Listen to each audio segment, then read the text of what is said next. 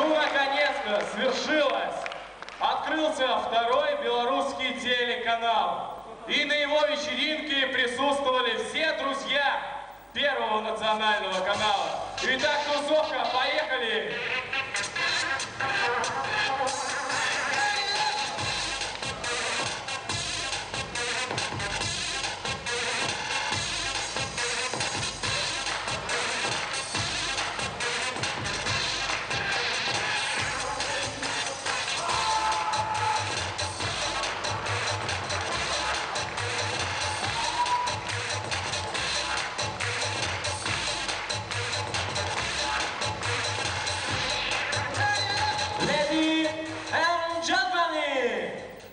Президент Республики Беларусь!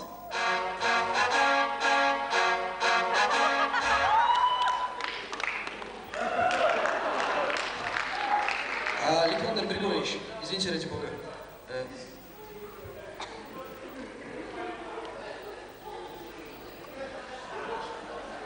Репортер газеты «Советская Беларусь» Иван Иванович Иванов. Скажите, нас вот интересует вопрос. Сегодня существует много проблем с молодежью 15-16 лет. Многие из них танцуют, многие за барной стойкой стоят.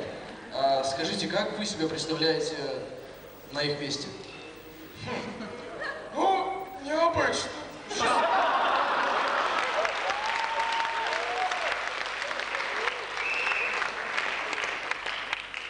16 лет, а уже президент Республики Беларусь.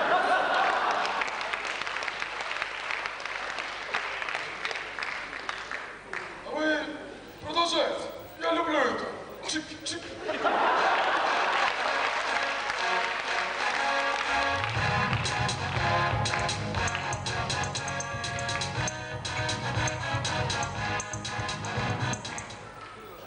Не, как обычно.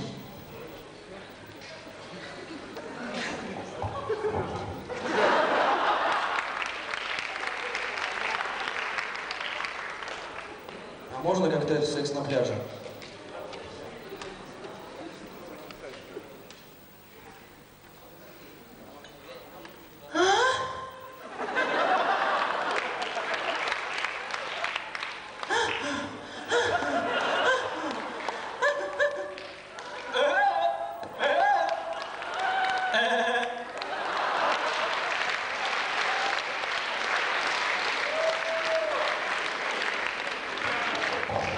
О, черт!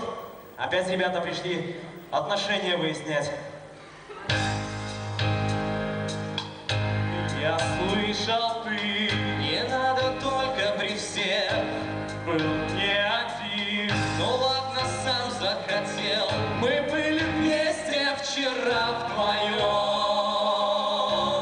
И что ж с того? Да так, ничего, ну а как же я? Теперь ты номер второй. Но ведь я любил, и я любил, дорогой. Давайте вместе втроем дружить. И будет тогда нам проще прожить. А помнишь, как в школе кричали «Голубой, голубой»? Мы не хотим играть с тобой. Иди домой, но радуй небо высотой. Нас меньшинство.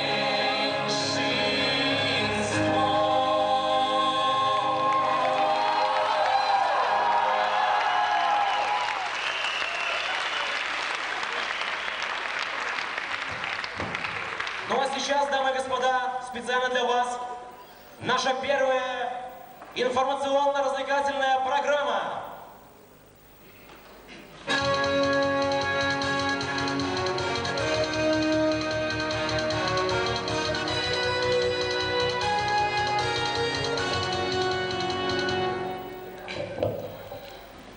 Итак, в эфире новости.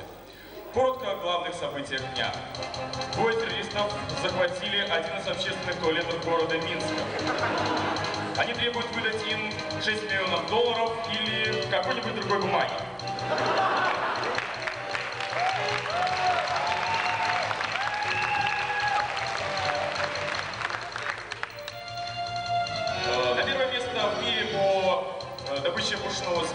вышел Ямало-Ненецкий округ после того, как правительство им разрешило пользоваться минометами и напалмом.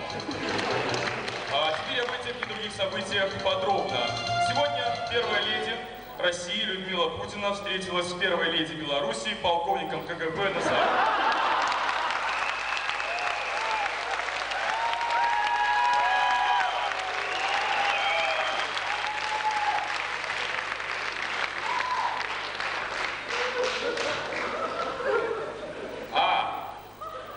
А у нас на связи специальный корреспондент Жор.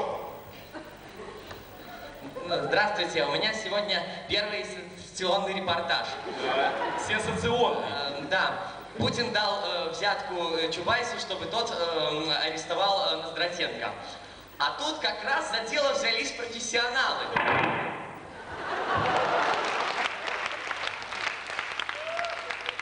Это был специальный корреспондент Жора.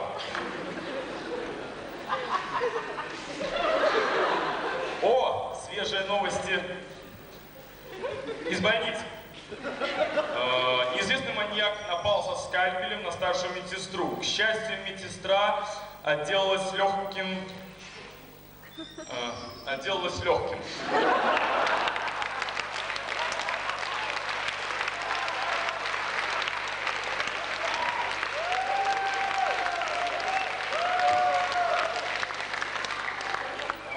Новости шоу-бизнеса. Борис Моисеев сел на стакан.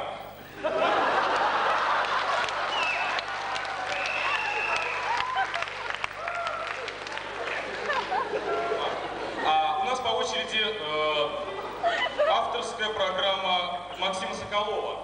Однако.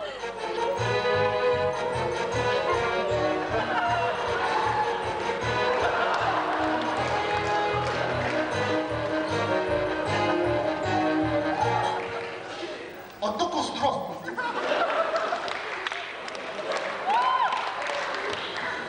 Я достаю из широких штанин дубликатом бесценного груза. Смотрите, завидуйте. Я Бородин.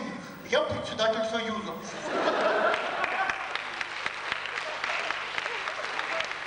Ну что сказать? Пал Палыч. Пал Палыч. Так что впору давать объявление Союзу России и Белоруссии срочно требуется новый здесь председатель. Между прочим, оказывается, что Беларусь это не только Лукашенко и картошка. Это еще и страна такая.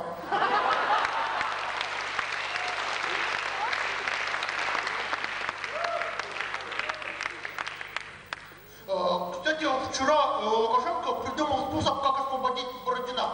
Цитата, пожалуйста. Чтобы освободить кого-нибудь ненужного, нужно сначала посадить кого-нибудь ненужного. Где Чигирь?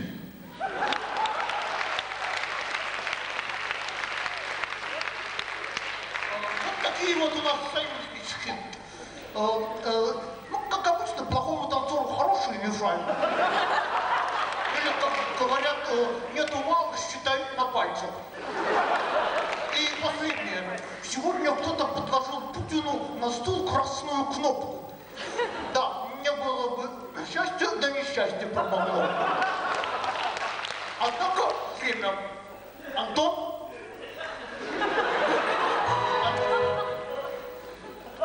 Антон!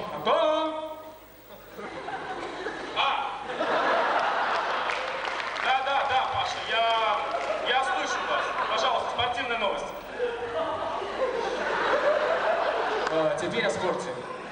На чемпионате мира по художественной гимнастике, как всегда, не было равным нашим боксерам.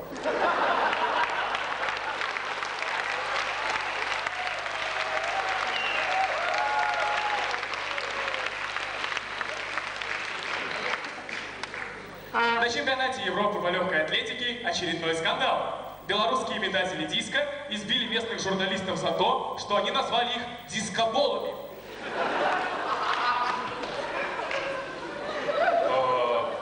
Да, спасибо. Это были спортивные новости.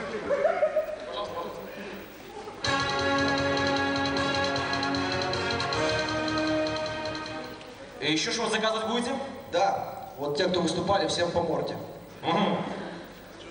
А специально для вас спешит, буквально заскочил на 2,5 минуты Александр Бухтинский. Хлопцы, распрягайте конев.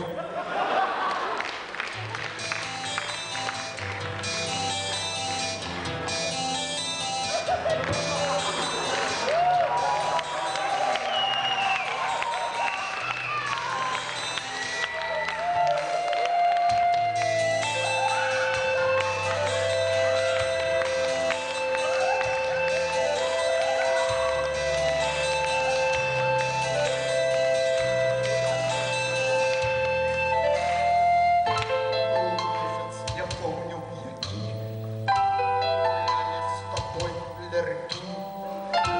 Чому ми не взяли з тобою тоді парасон? Той день навальница была, де мне ти полночі ждала. Навошта навокал завжди не було техніков. Той парасон, як наше кохання, ми забили його, ми як птицям згубили його. Чому не ходиш ти на спокійно? Мусить ти позабила мене, ніби ти парасон. Мы бачили подих полей, вниз становились малей, и шайбу изнов не закинув солей. Что далей? Стремился тебе я шукать, засюли упыры летят. И только як некий, як страшный мой сон, той парасон. Парасон, як наше кохання, ми забили його, ми як птицям згубили його. Работа, чому не ходиш ти на спокійно? Мусить ти позабила мене, ніби ти парасон. Парасон, як наше кохання, ми його, ми як птицям згубили його. Чому не ходиш ти на спокійно? Мусить ти позабила мене, ніби той парасон. Чому не ходиш ти на спокійно? Чому? Чому не ходиш ти на спокійно? Чому? Чому?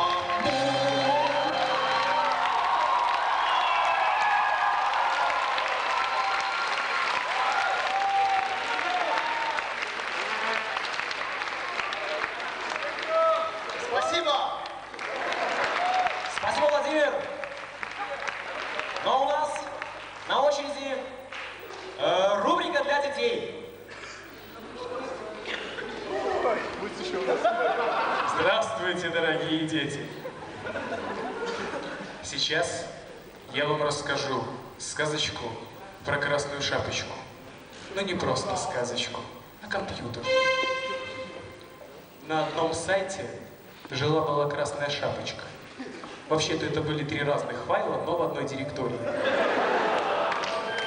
Послала ее как-то мама к бабушке отнести корзинку с удаленными файлами. А бабушка жила далеко, на 11 уровне. И здоровье у нее оставалось только 30%.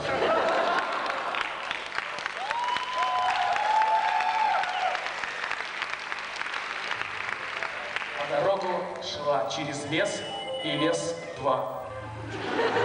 И видит она волка, а под волком аптечка.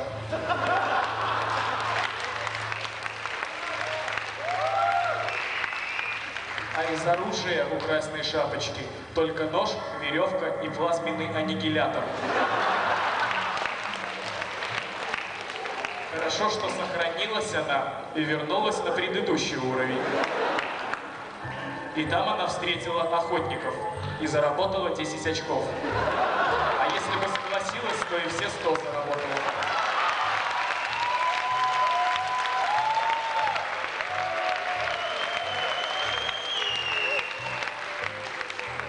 временем волк, конечно, уже давно отформатировал бабушку. Пришла к нему Красная Шапочка и говорит: бабушка, бабушка, почему у тебя такой большой бонус? К счастью, мимо проходили охотники. Они откомпилировали волка, разархивировали бабушку и зависли дома у нее на 2 недели.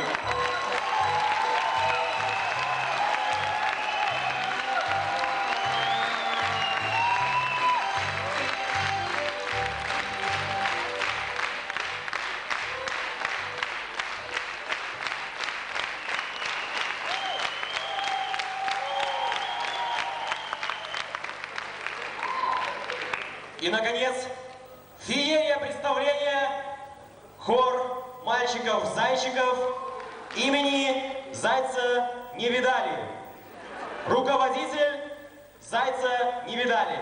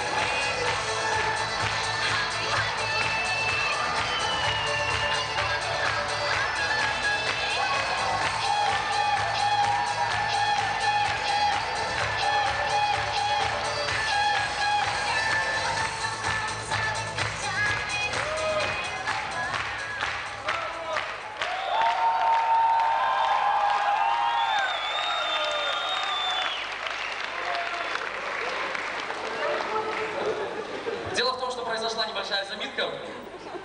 На визитке у нас, если вы помните, там по вине нашего музыканта получилось так, что песню, которую вы должны были петь, в общем, проиграла не в той тональности, поэтому мы решили, а еще слова не выучил, ну, как обычно бывает.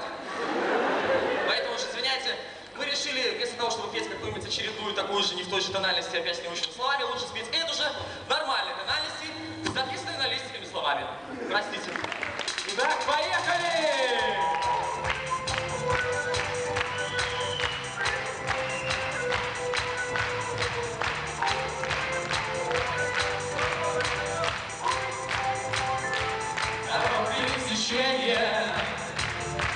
И судьбы превращения увидим ты во сне, с тобою по весне останется мгновенье и в памяти сомнения.